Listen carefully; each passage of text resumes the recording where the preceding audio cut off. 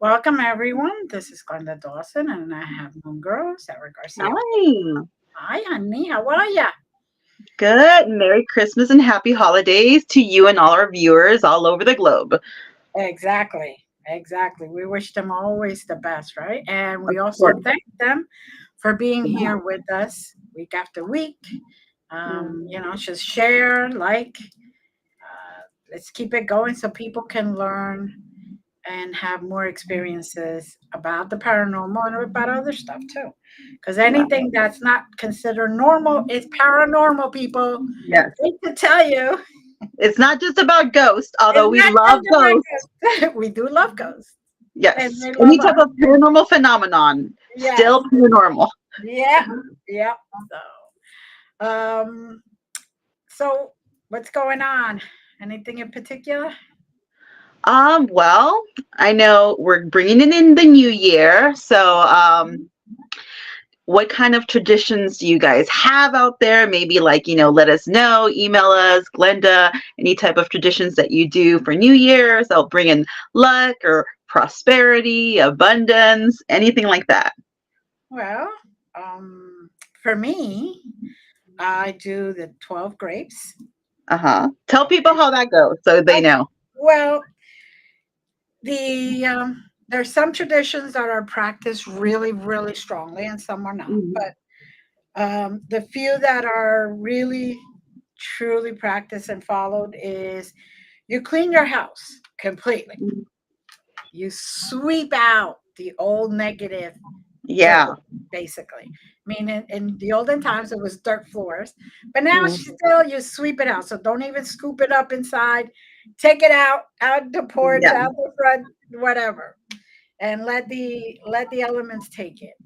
And that just basically takes out all the negative energy, all the negativity that has happened to you, all the bad, the illness, whatever, and basically cleanses your house in a way. We do a full cleansing with Palo Santo, with sage, with lavender, with rosemary, and I just go around burning that uh, and just kind of calming whatever spirit there is in my house since it is a 1900 house. It's got ghost people. Ooey, ooey. Yes. Yes, almost every place has spirits because let's Yeah. face it, this earth has been around for a long time and there's been dead and Mhm. Yeah. everywhere. So, and then when I mop, say the last room in my house is the kitchen. I don't do this in the wooden floors, but in the kitchen is tile. I mop it real good and I take that dirty water and I throw it out. So Mhm. really cleanse the house. Um, of course, be careful. You don't open the door and there's somebody walking. Just That's FYI. fine. Let them take the dirt. But even if you don't have the ability to just throw it out, go to the nearest sewer or something and dump it there. Not in My your mom, house. The idea is not to do it in your house. The idea yeah. is to take it out of your house. Then we have the tradition that if you want to travel and bring you good luck, is you take a luggage and you walk around the block. Of course, Like a let's crazy person with your big luggage. of course, people, if it's like, minus degrees, like in Pennsylvania, I envision doing the walk.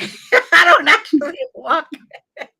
You can walk from like the doorstep to like the I'll walk pavement around and then my back. house. I'll Yeah. walk around my house, not the whole block. Although I have had people look at me funny when I do that. Anyway, uh, and then I do also the 12 grapes, Mhm. which is one for every month. Mhm. uh, to bring good luck, to bring food in, to bring abundance in, to allow the energy of all of your needs being taken care of. I also have an altar or a Mm, or a table, whatever you want, that I put all my ancestors in or dedicated to my ancestors mhm, so they could protect me in the coming year, so they could guide me, so they know that I am still thinking of them, like my parents, almost everybody in my family yeah. is gone. I'm old enough for that. So that kind of thing. What about you? I do a couple of things. I um, love doing the black eyed pea one that I told you. Mhm. So this is basically it. You get a glass jar and you fill it with black eyed peas, okay, all the way to the top. And the black eyed peas, they look like eyes. Then in there, you fill it up with oil of any kind you want. You could put like you could put like Florida water or the nine protectors, Egyptian protectors, kind of like it's a cologne kind of thing for protection. Right. It's supposed to protect you this whole year from any type of evil eye. Someone might try to do with you. It kind of blinds them with the oil and the protection in there that you have. And then you keep it there for the rest of the year. The year's over, you throw it away, so that's supposed Not to in your capture house. all that negative. Or you can throw it in the cemetery, whatever you like. There you go. I'm a big believer of any of that stuff that grabs all that energy. Mhm. It's best to walk out of your house because then it stays there. Yeah. So, Well, you need to have it in there for a little bit to kind of absorb all those all those negative vibes that they're throwing at you. So, and then you can get rid of it. Another one I really do like doing, and this is for those who have children out there. I'm a mother. I do this. I do get a little bit of dirt from a church outside the church, a little bit, and I get some from my front yard, your backyard. Put a little bit in your kid's shoe, like mhm. underneath the little foamy thing. This is for them if they ever get, you know, um, heaven forbid, ever get lost or something, they always find their way back home. So this is like a Right. tradition and a spell that I also do for the kids. And then Mhm. I have them, even though they're much older, my eldest is going to be 18 next year. So, but you never know. And I've always done that with them. And I do a spiritual cleansing bath for me for sure. Right. And I do love doing the floor wash. So Yeah. just kind of like you with sweeping, but then I put like other stuff in my floor wash to kind of clean it, bring in new like light, new stuff coming Mhm. in, abundance. Um, I do like writing like Fehu on my arm and some numerology numbers on there to kind of bring in that good luck for me personally. But I Mhm. know a lot of people have different things that they do, but these are the ones I enjoy doing for myself and the kids. Yeah. Yeah. Yeah. So, um, and it's very interesting how we all have the basic idea. We all have the Yeah. same type of um, idea, and we want to just get rid of the old and bring in the new. I remember when I was young, my father would do different traditions also. But speaking of tradition and speaking of new things, we have somebody in this backstage waiting for us. So, Mm-hmm. and he was really good about being our first guest for the year. And so welcome, Joe Castro. Yay! We love Yay! Joe. Hi, how are you? I have to apologize to the show. I'm doing good. The holiday season got me all crazy, and I don't know why it didn't get in the calendar, but here I am. Better late than never. Sometimes. Yes. Uh, That's okay. We were talking about, traditions that people do in New Year's Eve to different areas, different types of traditions, to bring in good luck, to bring in abundance, just to keep evil eyes or jealous people away from us. that kind of thing. Well, the ones we can at least speak on air. Because the other ones, we'd be frowned upon to talk about those. Yeah, we're just keeping it very G-rated. PG-13, yes. Is my audio good this time? And does the Yes. can you can you hear the TV? Hold on a second. Can you hold on a second? Hold on.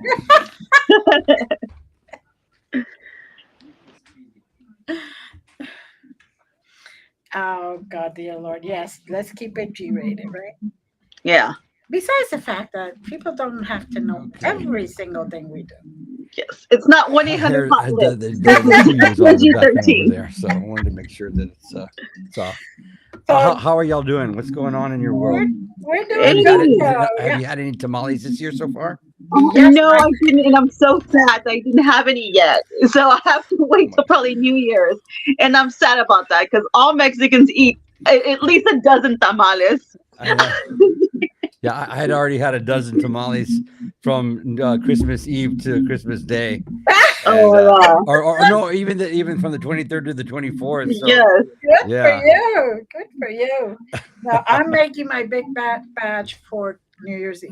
New Year's Eve. Okay. Usually You need to ship them from Pennsylvania to over here for me. Well, I have Cuban tamales. I can freeze them and to do that. So. And how do you make traditional pork tamales, or how do you? I what make do you do? traditional pork tamales.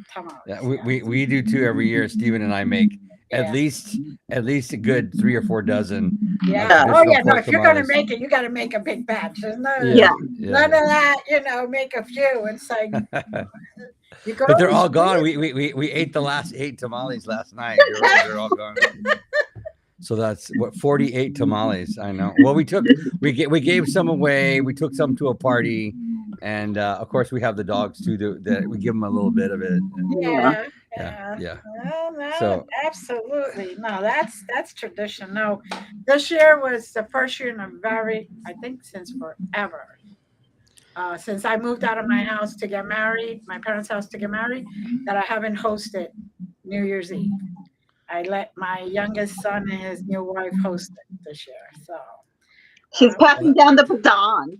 No. I let them borrow it for this year since this is their first year. It's a practice baton. I'm taking it back next year. Not that they didn't do good, but that's like my day, and everybody knows that's my day. Christmas Eve is my traditional big holiday. After that, I don't care what holiday you want to celebrate. I don't care what you want to do. Or you could do it on the 26th for all I care. I'll be there. But so, how are you doing, Joe? Do you have any traditions? Like we were talking about, any kind of like New Year's or Christmas traditions that you do to bring in the new year? Good luck, good juju. Get rid of bad juju. Well, Stephen and I like to go. We go with friends to a place called the Smokehouse, which is here in Burbank, across from Warner Brothers Studios, and we go there every almost every New Year's for like the last sitting of the night, which is 9:30 to midnight, and we eat with friends, and we eat with the longest friend I've had in Los Angeles, Steve Gaynor and his wife Karen, and their friends, and I've known Steve since 1989, so 34 years now.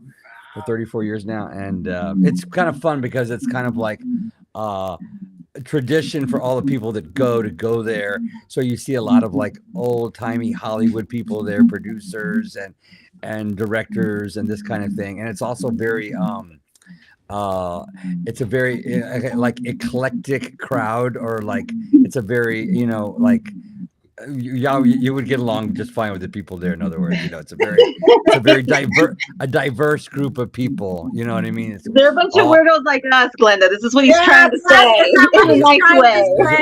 In a nice way. You'll see every color of the rainbow there. And we support every color of the rainbow too, and every rainbow. Every color of the rainbow there. So. And Very yeah, cool. no, Perfect. that's how we go to ring the new year. And and then every time I see my friend Steve Gaynor, I'm reminded that we've survived like for 34 years here in Hollywood, and we're still doing what we love. And And it's that's just a reminder. huge Yeah, for Hollywood. That's huge. Yes. yeah, 34 years. So That yeah, is that's big. how yeah, yeah. Nice. Wonderful, wonderful. Now I usually just stay home. I went out one New Year's Eve and it was so crazy. I was like, okay, been there, done that. Fine, I'm done. Uh, it got too, people got too sloppy. Yeah, people do get sloppy. Yeah, yeah. I was like, yeah, that's okay. I'll just sit home and then I saw a lot of accidents coming home that day. So it was more like, yeah, it's okay. You'd be surprised. LA is very quiet. Quiet. Last night we went out to see lights, and it was so quiet and dead all over the city. And it's just a big little town, basically. Right, It's yeah, and I mean there's a lot of craziness that goes on during the day, right. but ultimately it's a big small town. Mm, Yeah, well, yeah. that's good. So That's yeah. good. So introduce yourself to our audience, Oh to those well, that don't know you. my name is Joe Castro, and I'm a special effects artist in the movie industry.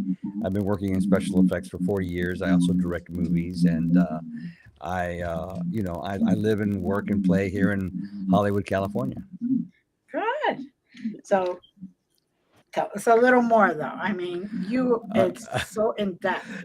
I don't. Really The Yeah. is. business with your husband. Good. Where to begin? I mean, I live with my husband Stephen Escobar here, and we both work in the business. My husband is an Emmy award-winning editor, and I am, like I said, Hey, a special Steven. effects artist. Yeah, Yes. and we're basically traditional, movie business professionals, and we have been doing this for many years, for almost 40 years, and I continue to do what I love and try to perfect my craft. And I have a lot of accolades and awards and this kind of thing, and it just you know what it is. After being interviewed so many times over the years, sometimes it's difficult to hear myself talk. It's like, Joe, shut up. It's like whatever. I mean, some people would be very impressed with my resume, and they are. And but there's a lot of talented people out there that want to do what I do, and just encourage them to continue doing what they're doing if they want to have a career in the arts or a career in the entertainment industry. And it's very easy to give up and do something that's more sustainable and reliable. And if you don't like the fear of the unknown, then working in the entertainment industry is not for you. No. You But can't do it. I see people come and go all the time. There's yeah. something like there's something like over 100,000 people move to Los Angeles every year to work in the entertainment industry. And of those 100,000 people, and I'm sure it's more than that. It's more like 200,000 by now. That was like 20 years ago when I heard that figure. Like almost 90% of them move away within the first year, because it's a really competitive place here, and it takes discipline, and it takes endurance, and it takes a dedication to move forward. And if you don't have those things, it doesn't matter how much talent you have. Doesn't matter how much talent you have. You will not succeed, because there's a lot of talent in this world that will never be seen, simply because the person or individual did not have the discipline to continue doing the next right thing, or the next thing that needs to be done in order to move forward. Yeah. Right. Now, speaking of talent, and I'm not just saying this because we're friends, but you are so amazingly talented. Your special effects, it's insane. It looks really realistic, and I love your Halloween costumes. They're very like, oh my gosh, they're insane. So, like, what got you into doing that? Were you always curious as a kid, like the macabre? Did you just, the art behind it? What drives you to do it? Okay, that's a great question. You know, well, to put it simply, growing up, I was like any other average young man. I liked dragons and I liked dinosaurs. And my father, Martin Castro Jr., sat me down in front of the television one Saturday afternoon and said, "Son, watch this. You're gonna like it." My father was my biggest supporter growing up, and he knew what I liked, and he knew what my interests were. He took an interest in his children, and he was really about family, and it was Godzilla versus the Smog Monster. That was the movie he sat me down to watch by myself, and was the first movie I ever watched by myself.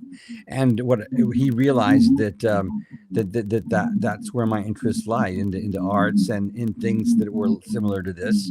And I said, "Dad, how do they do that? How do they do that monster? How do they make that?" And he said, "Look, son." And we watched the credits together as the credits rolled, and he said, "It's special effects. They use special effects to do that." And I said, "Dad, that's what I want to do when I grow up." So my dad was like, really pointing me in the right direction. That's how really it all started, right there. With the movie industry stuff. I had always had an interest in the arts before that, and been performing and puppets and whatnot. But that's once that was pointed out to me as a child, there was only one destination. There was only one goal. And then I began to move through life with purpose, and that's what I do. I move through my daily life with purpose of achieving that, whatever it was that my dad inspired me to do, at that moment. Because at that moment I was in my zen, right? You're like in your zen. I was talking with I was at a Christmas party, Christmas Eve, with many Hollywood professionals. It was just a joy to be there with them. A friend of mine who's a famous film director, Rosemary Rodriguez, invited me to go to her Christmas Eve party, and she's directed all kinds of stuff you've probably seen. And Shout out to Rosemary.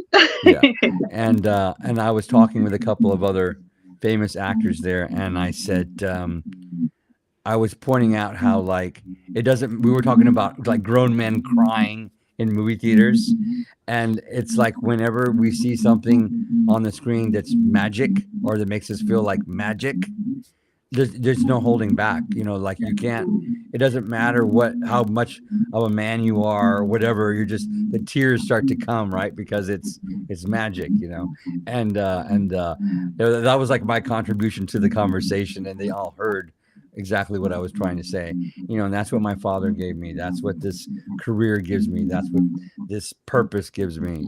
Is that magic. Mm-hmm. Magic to transform something from normal to definitely wonderful. Yeah. That's The unexplained, yeah, the unknown, the unexplained, the hope, the whatever it is. I don't know how to bottle that and explain it, but movies used to be magical for children.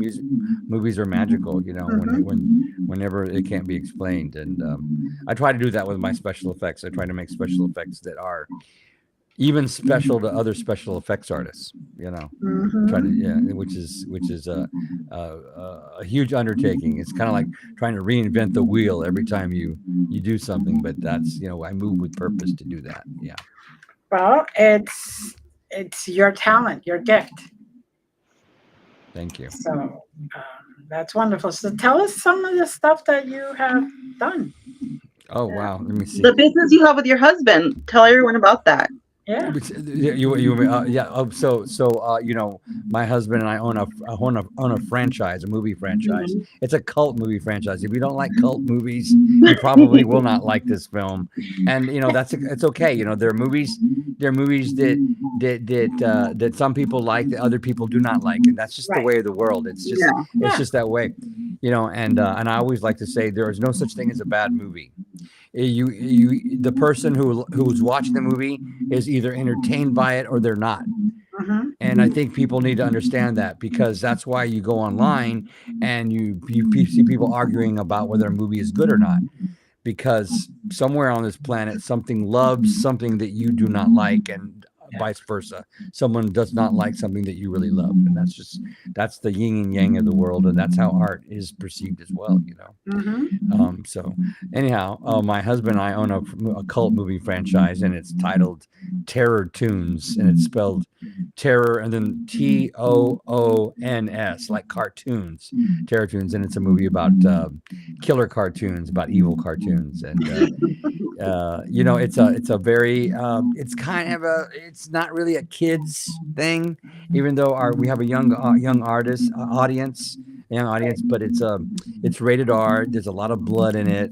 The cartoons It's a kill family people. movie.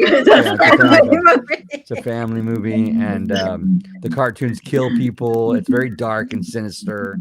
There's an evil scientist that makes like a Frankenstein gorilla monkey, and he sends the gorilla monkey out to kill people and help him, kill people. But basically, it's all centered around the devil has invented these characters to steal the souls of children, and it sounds pretty dark and demonic, and it is. It's kind of scary. Family movie, something for everyone. And it is dark. It's a horror film. The first film was a horror movie, and it kind of plays out like the actual premises of a horror film. There's something evil that's created, and it takes the souls of innocent people, and but it's campy. It has a little camp in it. It's done with bright colors, and it is gory and, to make up for the murder. Yeah. But it is. If you like that sort of thing, if you don't like that sort of thing, we love that sort of thing. Okay. Yeah. If you don't like that sort of thing, do not watch it. I don't like to force people to watch things that they don't like. Right. If it's not your cup of tea, I get it. And I watch it, but after that, I can't turn off any single light in my house for a while. It's not that kind of scary. It's more like it's more like I don't know how to explain it. It's more like a someone described it as a tasty gore treat. We're all about snacks here. No. Yes. So but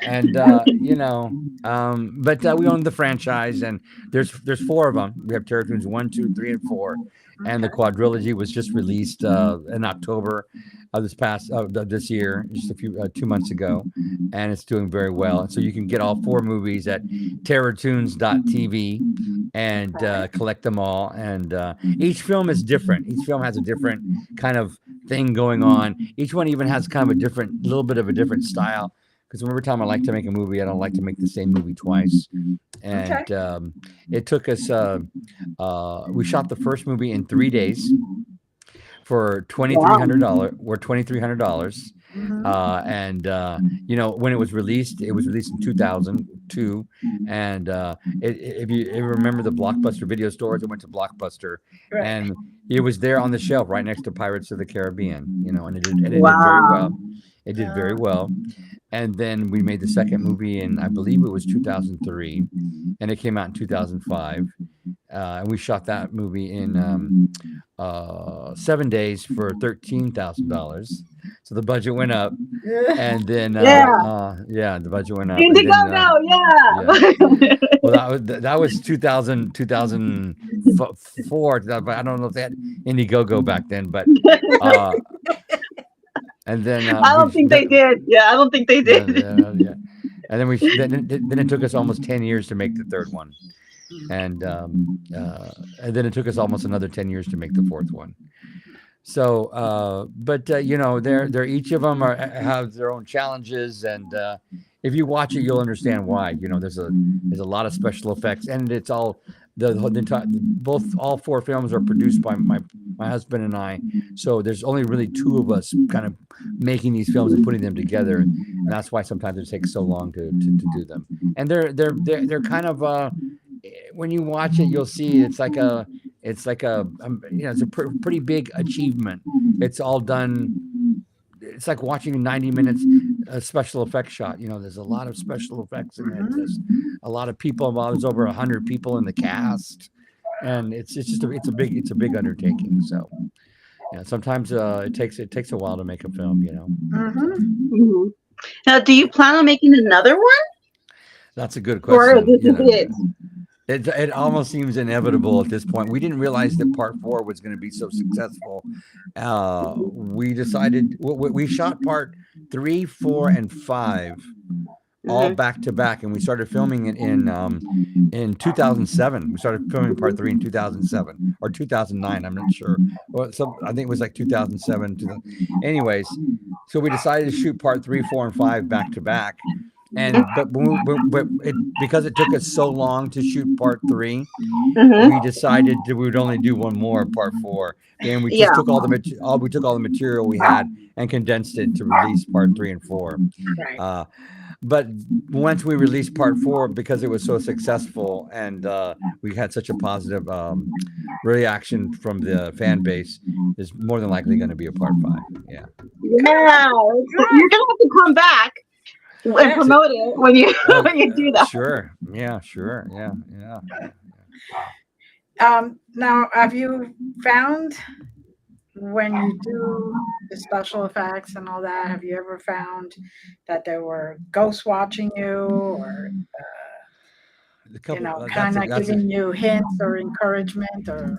Oh, that's a good question. I was thinking about this question from the last time we spoke. Couple of things. One, I don't like to use real animal bones or animal parts or anything from an actual animal on camera in front of I don't like to use it in the movie. Like Right. even bugs, I will make.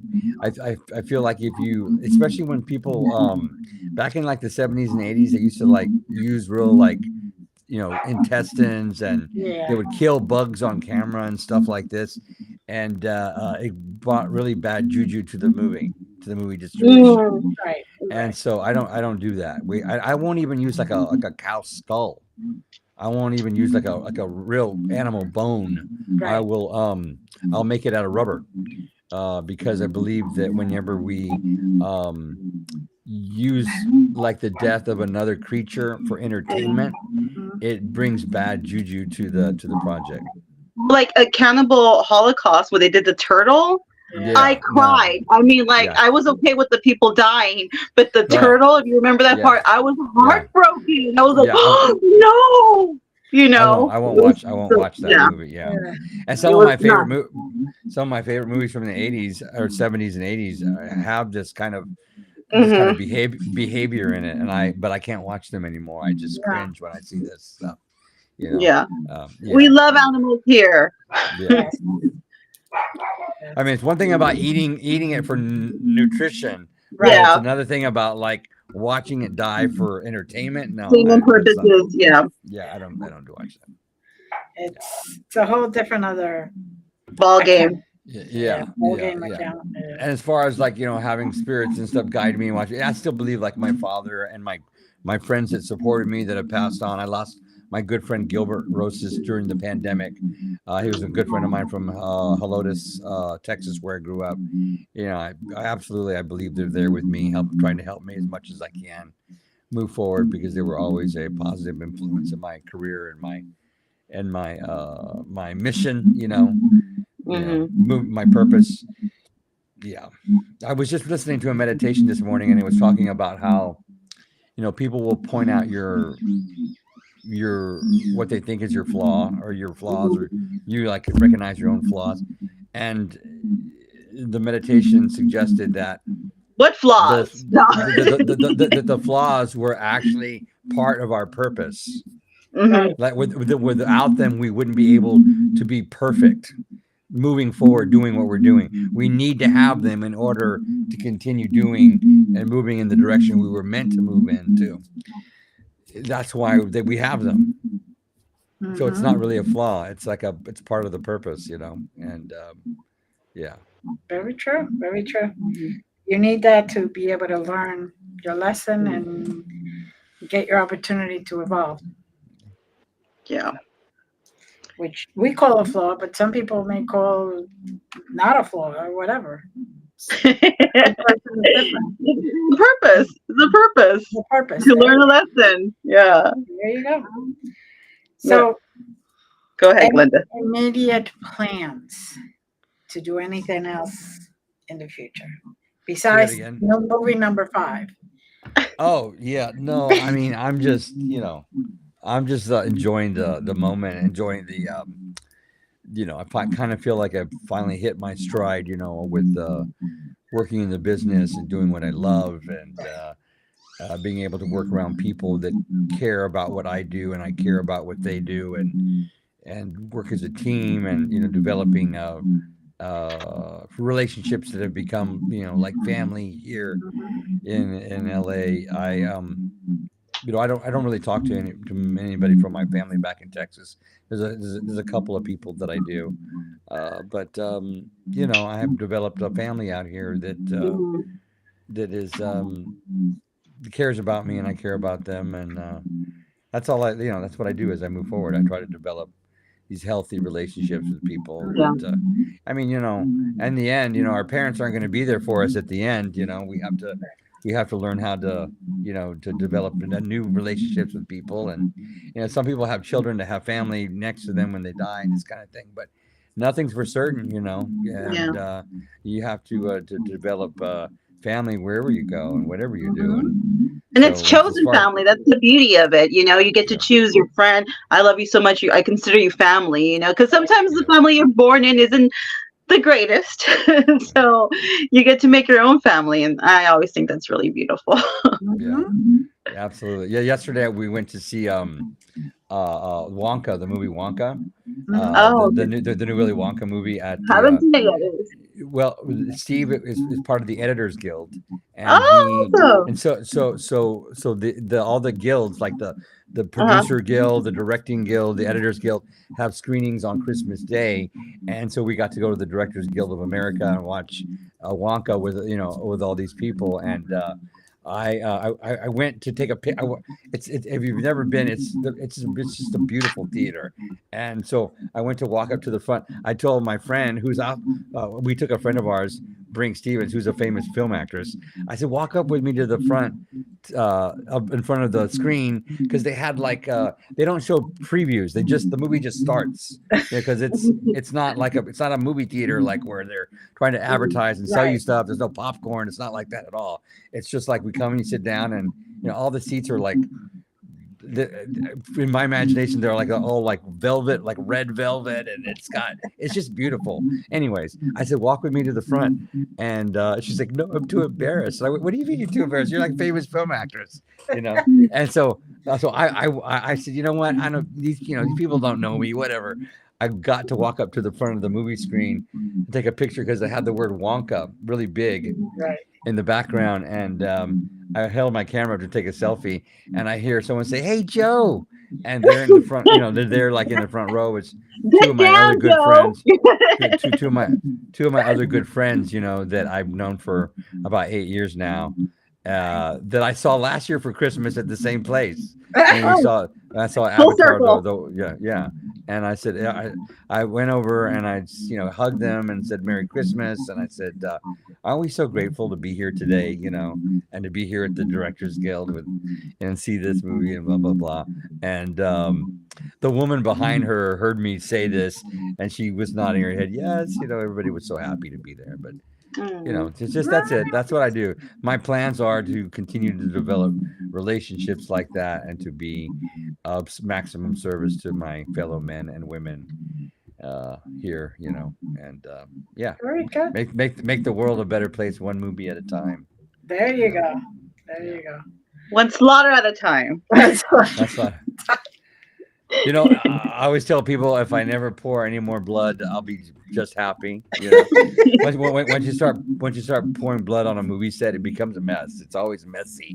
It's a lot of mess, and but it's all fun and games till someone has to clean it up, or Yeah. you ruin someone's grout. The grout in like a kitchen or sink, or the red stain gets in there, and I Yeah. can't tell you how many times that something like that's happened. But yeah. Now you've had some kind of paranormal happenings with your pets. Can you tell us a little bit about that? Sure, yeah. This is like one of my in fact, Jimmy's sitting right here. He's listening now. His ears just went back. I said his name. You know So you're talking about him. No. yeah, he does. He's sitting right here. So I have two dogs right now. Jimmy and Daisy, and both of them have the exact same markings as a brother and sister kitties that I had growing up in South Texas. At one point, I had our family had 32 cats on our front porch. Woo.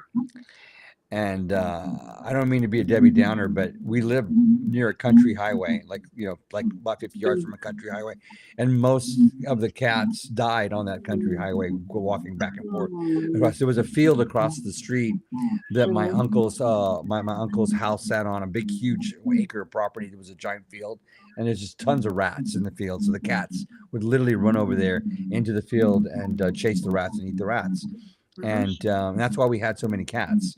Because there were rats all over the countryside, and my two kitties died on that country highway, and I buried them. I buried them up on the hill in a shallow grave. If you're familiar with Texas, Texas doesn't have a lot of dirt. It's a very shallow limestone rock piece of land. Like it's not really caliche, kind of. yeah, caliche. Yeah. We had caliche on the. So if you dug a grave in Texas, it's always a very shallow grave because it's rock. You need like a tractor or something to go further. Yeah. So I buried them in a shallow grave. They're kind of like the pet cemetery up on. I was going to say pet cemetery. Yeah, and we had a dump in the back of our property. I lived on 55 acres of property. We had a slaughterhouse with the goats and whatnot. So we take all the animal carcasses and stuff after they've been slaughtered and butchered and put them back there. And we had like wild packs of dogs that would come on the property and go into the dump. But I've dug a shallow grave and buried both of the kitties back there in the backyard. When I say backyard, it's like like a city block away from our house because we had a big piece of property. And I truly believe that the two dogs I have right now are literally reincarnated versions of those two kitties that I personally buried in the backyard. And this is why I don't want to be cremated, because I believe that when you cremate a human being, the energy that's there in the body is changed. And I believe that if you're not cremated and you're preserved or you're buried into the earth, that you have the capability to come back again. And I believe that the two dogs I have right now are literally reincarnated versions of those animals, and they kind of like waited, like literally in time and space, to pick a moment when they could jump back into the bodies of two other animals that we adopted to come back and spend out their life with me, because they were like 8 months old or like 10 months old when they died. They weren't even a year old as kittens when they died. Yeah. So now you feel that their personalities are basically the same. The markings are the same, and also when I speak to them, I'll ask the dog Jimmy. I'll say, "Did you come back through time and space to be with me?" And he'll turn and look right into my eyes and blink. So I mean, how much more of a sign do you want than that? I mean, exactly. So, and when they blink, that's when they say they love you. So it's like, yeah, I came back for you. That's sweet. Yeah. So all he wants to do is spend time with me, on me, around me. He's like a 70-pound dog, but he likes to sit in my lap, and yeah. Oh my! I can imagine that. That must be interesting. Yeah. A lap dog. They forget they're not lap dogs anymore. Yeah. So the special effects that you do now, you said you didn't like to include any real animal stuff, and you make it out of latex. So all your movies, it's your own special effects. Absolutely, yeah. Unless I hire someone to help me. Right. Are those in back of you there? Some of them? Yes, some of these are. There's a pig. There's a pig head here, and let me see if I move the mic. You might be able to see. Oh, that is. There's another one right there. Yeah, it's scary. That's Dr. Carnage, actually, from Cartoons 4. Yeah, and he's got his little doctor thing up there, and then there's a decapitated head here. Okay. Every house needs one. Yeah. Say that. Say that again. Keep everybody away. Yeah, I Like, have all kinds of stuff. what inspires you to make these? Like, do you just think of something in your head? You draw it? Does it come to you in a Oh, dream? Or no. The stuff comes from the script.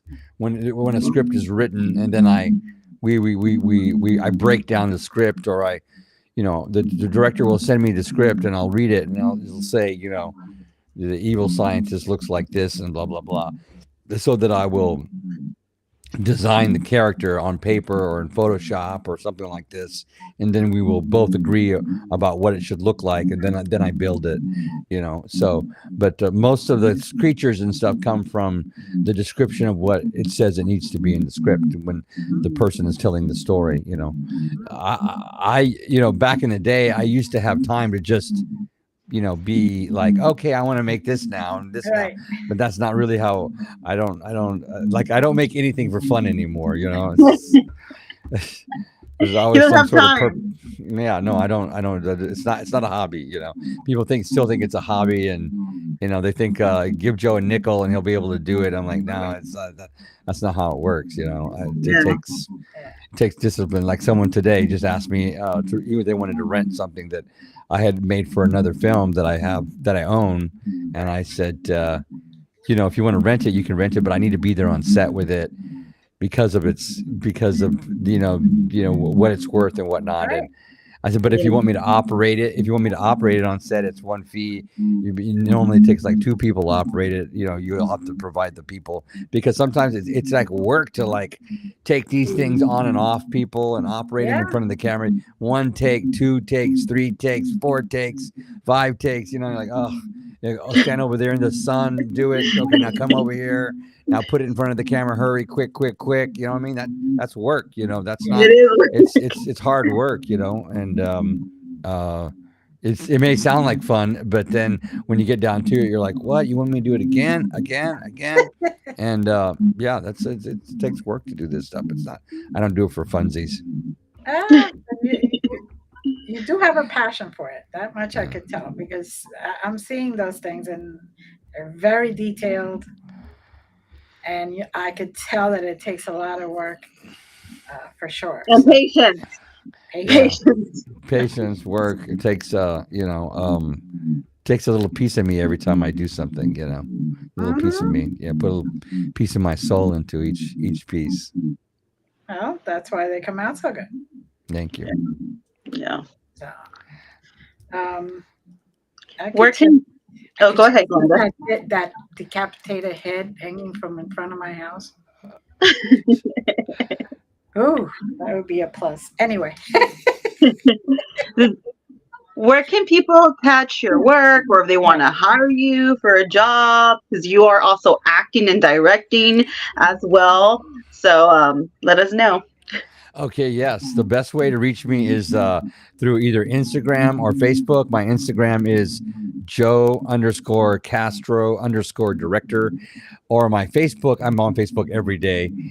Send me a direct message, facebook.com/Joe.Castro. I'm an easy find.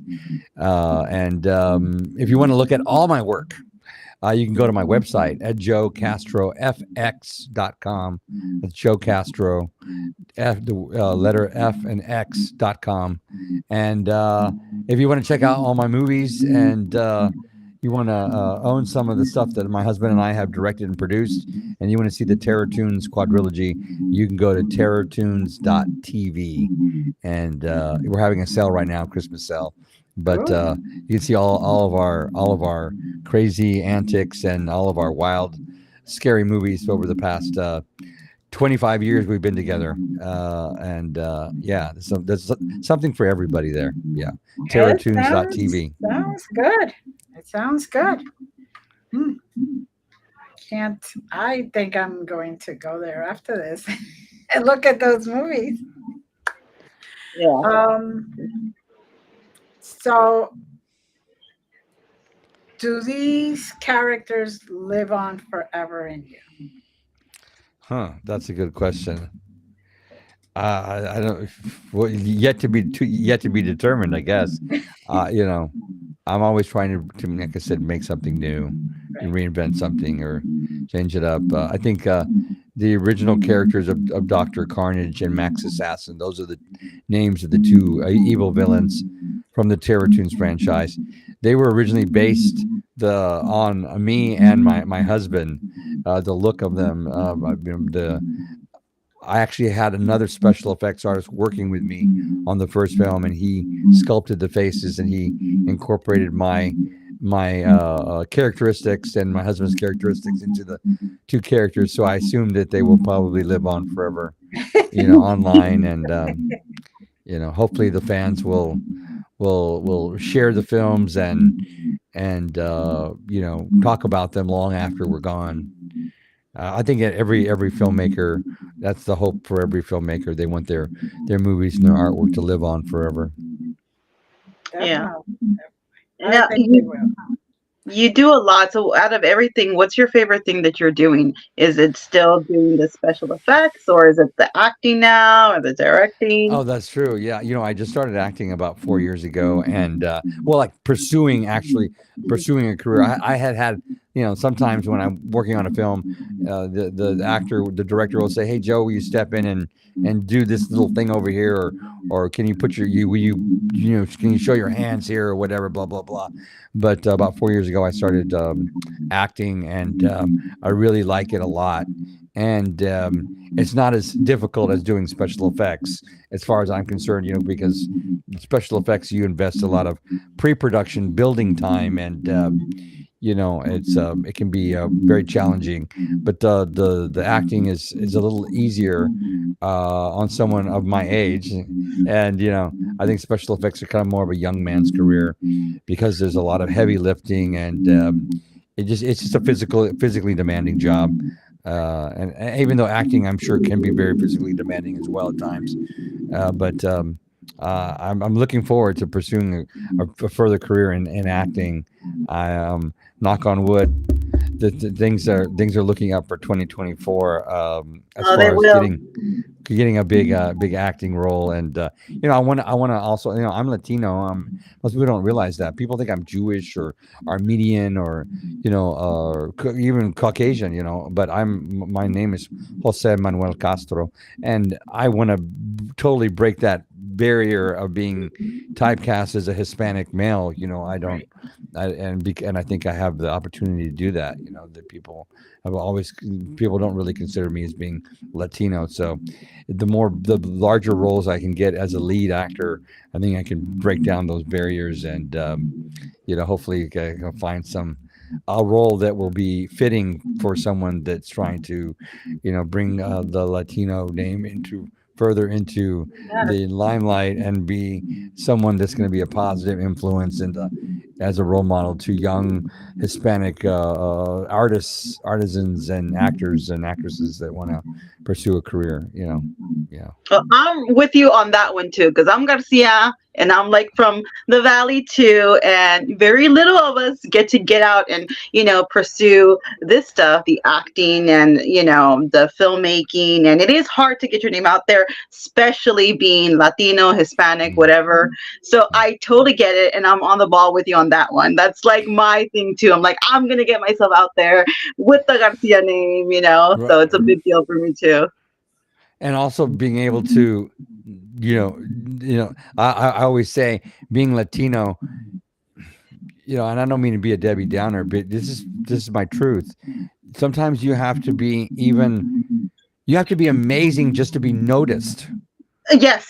It's not good enough to be, like one of everybody else. Yeah. You have to be even above amazing just to be noticed, because I'm Latino. Mm-hmm. And I think that's why it's taking me 40 years to get to where I am today. I think I've always been a really good special effects artist, but I've been beaten down. I've been prejudiced against. I've literally been, Overlooked. Yeah. overlooked time and time again, simply because of my nationality, and being gay as well. But my nationality, I'm actually, I'm 5'8", which is literally considered a short man here in Hollywood, and I'm a short Latino, gay, Hispanic male. I have everything going against me, and to take it one But step you're further. here. You're I'm here. here. Yeah. Look at you. But take it one step further and not be typecast in a role that's normally cast as a Hispanic male. That would be even better, to take it Yes, a step because further. they really do typecast. They want you to play Yeah. the cholo, or they want you to play the criminal. They want you Or to play, the bad cop or whatever. yeah, Yeah, there's only so many, the Frito maker or whatever. Yeah, yeah, exactly. The restaurant owner, exactly. well, The we call it the mariachi, whatever. yeah. But I think another thing is like you and I, we don't look like the typical Yeah, Hollywood like Latinos. You know what I mean? I'm yeah. pale as shit, and and you get confused too when you're saying that people think you're Jew, whatever. So I think that's also kind of hard sometimes because Yeah. they are looking for like the typecasting, typical Latino Latina, and I don't think you and I kind of fit in that. Do you get that a lot? Do you get that a lot from your fair I skin? do because they're They're like, are you Mexican or are you what are you? I'm like, yeah, dude. Ochoa Garcia, yeah, native, yeah, pretty, I'm at the yeah. border, South Texas, the tip of Texas, yeah, can't get any more like Latino here, but yeah, I get that a lot. All right, I yeah. get it. You just But we're gotta gonna change break those barriers, Joe. You're gonna break those Like the barriers. Kool-Aid Yeah, Man. the yeah, yeah. And there's a lot of upcoming Latino directors and female and male that are that are cheering for us to and casting us and being our spokesperson and helping us move up in the world. So yeah, Yeah. Looking forward to those opportunities, Joe. yeah. Adam, do you want to tell us one more time where people can find you and your work before Sure. we let you go? Yeah, absolutely. Yeah, please come and find me on facebook.com/Joe.Castro, Instagram Joe_Castro_director. And of course, you can see all my work at JoeCastroFX.com, and then watch my movies and buy my Blu-rays and DVDs and t-shirts and all the merchandise at terrortunes.tv. Buy all his And stuff. and that's Terror Tunes spelled TOONS. Sometimes people when you Siri it, because Apple owns Siri, it comes up as TUNES. And it's not. It's TOONS. It's just like it's I have to say Terror Tunes whenever I have want to Siri it. I have to say it like that. And my Siri, if you use Siri enough, it recognizes your voice and it remembers things. So when I say it, I have to say it like that. I have to say Terror Tunes, and then it. Joe, it's always a pleasure. Thank you for being here with us, the first show of the year. And the very special guest, the very first one. Yes. Oh, Yes. thank you so much for having me on the show. I appreciate you both. I appreciate what you do for all the unique, amazing, beautiful, independent artists all over the world, and for bringing to light all the magic that's the unexplained magic in the world as well. Yes. Yeah. Thank you so much for being here with us. And we got to say Sure. bye to the audience. Stay with us, Joe. We love you. Thank you for being with us week after week. Happy New Year. Happy New Year. Happy New Year. Happy 2024, everybody.